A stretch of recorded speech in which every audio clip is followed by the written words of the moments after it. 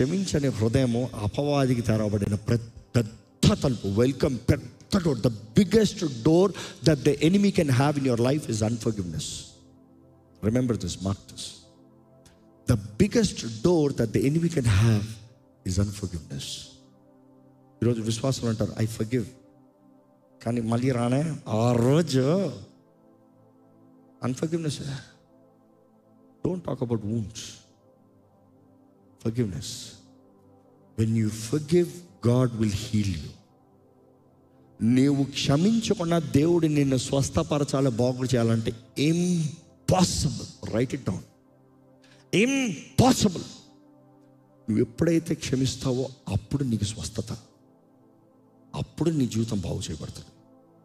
నువ్వు జరిగిన దాన్నే పట్టుకొని ఆ విషయంలోనే ఉంటే, అందుకని ఎప్పుడు చెప్తూ ఉంటారు కదా, క్షమించరని మనసు ఈడ విషం తాగి వాడు చావాలని చూస్తాం.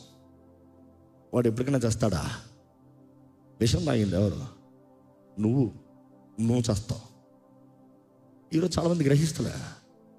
దేవుడు న్యాయవంతుడు నువ్వు నమ్మితే నువ్వు వెంటనే క్షమిస్తావు. దేవుడు నీ పక్షాన కార్యం చేస్తాడని నమ్మితే, దేవుడిని నువ్వు నిజంగా నమ్మేవన్న రుజువు వెంటనే క్షమిస్తావు.